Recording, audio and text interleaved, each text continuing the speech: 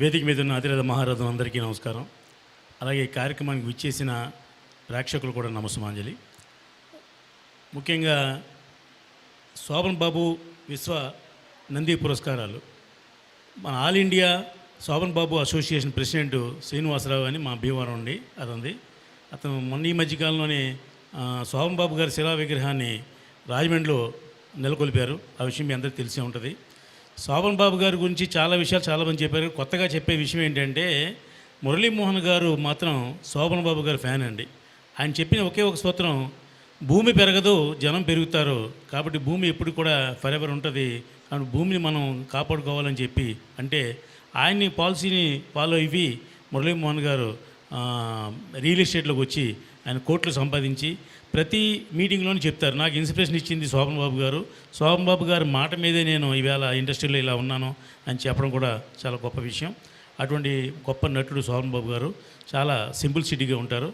ఈవేళ మన ముందు ఆయన లేకపోయినా కూడా ఆయన పేరు మీద ఈ సంగీత ఉత్సవాలు చేసి వారిని మళ్ళీ మళ్ళీ గుర్తుంచుకుంటాం.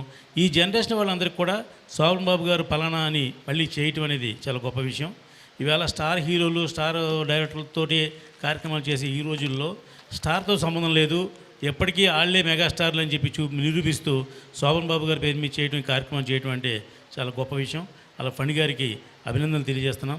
అలాగే ఈ కార్యక్రమానికి సహకరించిన రామకృష్ణ గారికిను, ఈనాటి ముఖ్య అతిథి కేవీ రావు గారికి, అలాగే ఇప్పుడే చెప్పారు జైలు శాఖ అధికారి గారు వారికి, కిస్మత్ కుమార్ గారికి చాలా అభినందనలు. ఇక సునామీ సుధాకర్ అంటే జనరల్గా మా ఫ్యాన్స్ ఉంటా అంటారు. నేను సునామీ సుధాకర్ ఫ్యాన్ అండి.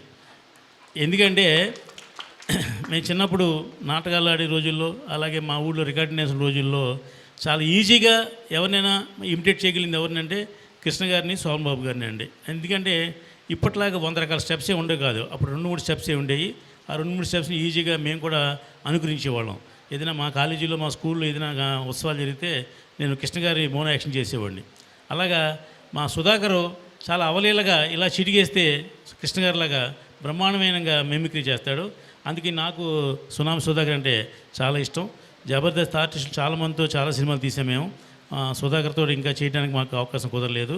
డెఫినెట్గా సుధాకర్తో కూడా నెక్స్ట్ సినిమాలో అద్భుతమైన వేషం ఇచ్చి అతనికి నేను ప్రోత్సహిస్తాను. ఎందుకంటే ఆయన ప్రోత్సహించే అవసరం లేదు, ఆల్రెడీ ఆయన మంచి స్టార్, ఇమేజ్ ఉన్న స్టార్. మనం రోజు చూస్తూ ఉంటాం. ఎవరికైనా స్టెయిన్ అయితే సాయంత్రం అయ్యేటికి కొంతమంది మందు వేస్తారు, లేదంటే ఏదో సినిమాకి వెళ్తారు. నేనైతే నైట్ 10 to 12 డెఫినెట్గా ఓన్లీ జబర్దస్త్ ప్రోగ్రాంలో వీడియోలు చూస్తూ ఉంటాను. ఎందుకంటే మనకు బోల్డంత ఎనర్జీ వస్తుంది అది. దాంట్లో ముఖ్యంగా సుధాకరు ఆ బ్యాచ్ ఉన్న టీం అయితే కనుక ఇంకా విగ్రస్గా కామెడీ చేస్తారు. వాళ్ళందరూ కూడా మనకి ఈవేళ మనకి ఆయు పెరగడానికి కారణం ఎవరంటే జబర్దస్త్ టీం అండి. దాంట్లో సుధాకర్లు అంటాడు. మందులు వేసుకున్నంత మాత్రాన ఆరోగ్యం పెరగదండి. మనకి ఒరిజినల్గానే మనకి ఆనందం పెరిగితే, ఆనందం వస్తేనే మనకి హ్యాపీగా ఉంటాం. మనం ఆ హ్యాపీగా ఉంటేనే మనకి ఎనర్జీ వస్తుంది, ఎనర్జీ వస్తేనే మనం బాగా బతుకుతాం. కాబట్టి అలాంటి వాళ్ళకి ఎంతోమందికి ఊపిరి పోస్తున్న డాక్టర్ మందు లాంటి సునామీ సుధాకర్ని అభినందిస్తూ, అలాగే కొత్త హీరో శ్రీకాంత్, అది హీరో అని అందరూ ఎలా గుర్తుపడతారంటే చాలాసార్లు చూసుకుంటున్నాడు ఫేస్ ఎలా ఉంది, ఏంటి బాగున్నా లేదని. అది అంటే హీరోయిజం అంటే అలా ఉంటుందన్నమాట. అలా చూసుకోవాలని కోరుకుంటున్నా.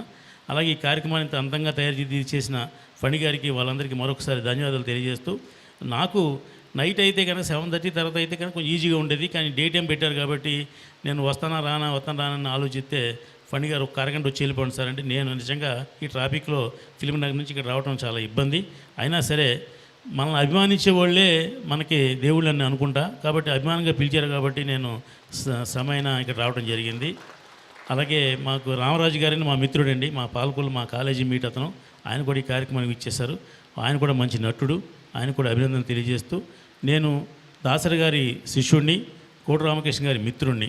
కోట రామకృష్ణ మేము కలిసి మేము కాలేజీలో చాలా కాలం ట్రావెల్ చేసాం. అందుకనే ప్రతి సంవత్సరం ఎవరు ఉన్నా లేకపోయినా దాసరి ఫిల్మ్ అవార్డ్స్, కోట రామకృష్ణ ఫిల్మ్ అవార్డ్స్ అనేవి 2 కార్యక్రమాలు నేను నా డబ్బుతో నిర్వహిస్తున్నా. ఎందుకంటే చాలా సమాజాలు ఉంటాయి స్పాన్సర్స్ డొనేషన్లు తీసుకుని, అలా కాకుండా మా గురుగారి మీద ప్రేమ కొద్దీ ఆయన కోసం కోట రామకృష్ణ నేను కలిసి చిన్నప్పటి నుంచి, అంటే 10th క్లాస్ నుంచి కూడా మేము ఇద్దరం కలిసి బోల్డ్ ట్రావెల్ చేసాం. ఇప్పుడు డైరెక్టర్ అయిన తర్వాత అందరూ ఫ్రెండ్స్ అవుతారు, కానీ అతను అసిస్టెంట్ డైరెక్టర్కి అవ్వకముందు నుంచి నా ఫ్రెండ్. మేము ట్రైన్ ఎక్కించి మద్రాసు పంపించిన రోజుల నుంచి మద్రాసులో నాకు తెలిసిన ఏకైక వ్యక్తి ఎవరంటే మా గురుగారు దాసనారాయణ గారు, తర్వాత కోటరామకృష్ణే. నేను కోటరామకృష్ణ ఇంటికి వెళ్ళేవాళ్ళం, ఆ ఇంట్లో పడుకునేవాళ్ళం, ఆ రూమ్లో ఉండేవాడిని. అలాగా సినిమా అనేది మాకు అంటుకుంటే కారణం ఏంటంటే కోటరామకృష్ణ అండి. అతని సహచర్యంతో మేము సినిమా ఫీల్డ్లో రావడం జరిగింది. ఒక సినిమా తీసి ఎందాక చెప్పారు ఆయన, 1-2 సినిమాలు తీస్తే ఫోజులు కొడతారని.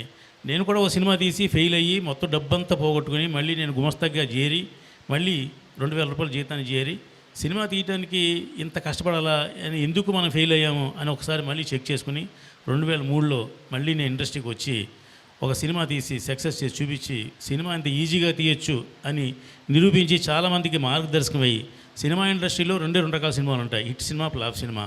హిట్ సినిమాలు తీయడానికి చాలామందికి చాలా వనరులు కావాలి. ఫ్లాప్ సినిమా తీయడానికి ఎవరికి ఏ వనరులు అక్కర్లేదు. కానీ ఆ ఫ్లాప్ సినిమా అయినా సునాయాసంగా తీయాలి. దానికి కూడా 100 కష్టాలు, 100 ప్రాబ్లమ్స్, సినిమా షూటింగ్ కాడి నుంచి రిలీజ్ అయ్యే వరకు 100 సమస్యలు ఉంటాయి. అలాంటి సమస్యలే లేకుండా సినిమాని ఈజీగా ఎలా తీయాలి అని ఒక ఫార్ములా కనిపెట్టి అలాగా 115 సినిమాలు తీసాం. దాంట్లో నా గురువు రామ్ గోపాల్ వర్మతో 5 సినిమాలు తీశా.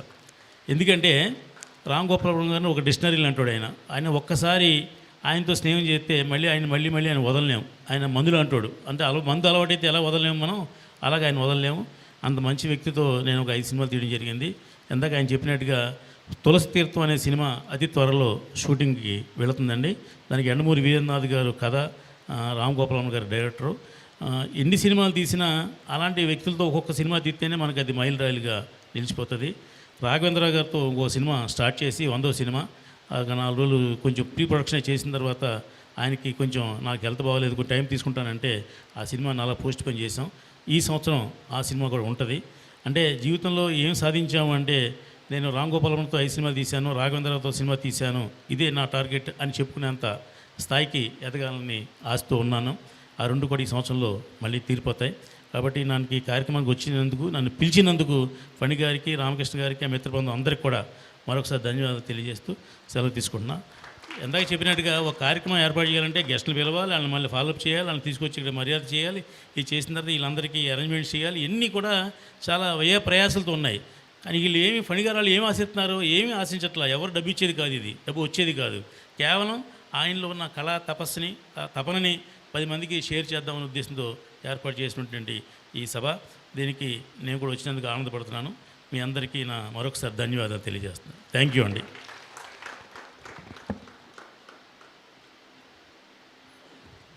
ఒక గొప్ప ఎనర్జీ వచ్చిందండి రామ సత్యనారాయణ గారి మాటలు వింటుంటే. గొప్ప ఎనర్జీ. ఆయన 2,000 రూపాయల గుమాస్తాగా చేసి సినిమా పోయిన తర్వాత మళ్ళీ నిలదొక్కుని ముందుకు వచ్చానన్నారు. అప్పుడు చాలా అదే that itself is a great energy for us అండి. నిన్న యాక్చువల్లీ వీరి పొజిషన్లో ఉన్నట్టుంటారు, సినిమాల ఇండస్ట్రీ గురించి చెప్తున్నారు, వారని కాదు, సినిమా ఇండస్ట్రీలో ఉన్నవారు. రామారావు గారికి సినిమా తీయాలని చాలా కోరిక, ఎప్పటి నుంచో అదే మాట చెప్తూ ఉంటారు. వారి దగ్గరికి వెళ్ళినప్పుడు, ఏమండి రామారావు గారు, ఈయనకి కూడా సినిమా తీయాలని సంకల్పం అండి అంటే, వేరొకరు అయితే తీసేచ్చా శుభ్రంగా, ఎంత 50 లక్షల 30 వంతు అనుకుంటారు జేర్ని చెంతని, వచ్చే శుభ్రంగా తీసేద్దాం అంటారు. సగం అయిన తర్వాత మనిషి కూడా కనబడరు. ఆయన ఒకటే చెప్పారు, ఆయన సహృదయం అందులో బయటపడుతుంది. రామారావు గారు, నేను మీతో 2 నిమిషాలు మాట్లాడాను, మీరు దయచేసి సినిమా తీయకండి. మీ ఆనందమైనటువంటి జీవితం, మీకు ఆల్రెడీ 70 ఏళ్ళు అన్నారు మీరు ఆనందమైనటువంటి జీవితం గడపండి చాలు, సినిమా తీయకండి అని ఒక సలహా ఇచ్చారు ఆయన. నేను ఎంత సహృదయంలో అనుకున్నాను. ఇంకోళ్ళు అయితే తీసుకొచ్చండి, 50 లక్షలు తీసుకొచ్చండి, 70 లక్షలు మనం తీసేద్దాం అని విషయం చెప్పానండి. సినిమా తీస్తే హెల్త్ వెల్త్ 2 పోతాయి. అవునండి, అవును. తీయకపోతే ఆయన ఇంకో 10 సంవత్సరాలు బతుకుతారు ఆయన. కాబట్టి మీరు ఖచ్చితంగా సినిమా తీయవద్దు అని ఆయన చెప్పాను, మీకు కూడా చెప్తున్నాను. సినిమా అనేది వ్యసనం అండి. అది నేను పడి లేచాను కాబట్టి దాంట్లో సాధిస్తున్న, ఎందాక చెప్పినట్టుగా ఆ గోదావరి అలా కొట్టుకోకపోకుండా ఎదురుస్తున్నాను తప్ప, సినిమా అనేది ఎవరిని తీయమని నేను ఎంకరేజ్ చేయను. సినిమా తీస్తానంటే వాళ్ళు వ్యతిరేకిస్తాను కూడా. ఎందుకంటే అది ఈజీ కాదు సినిమా తీయటం అనేది.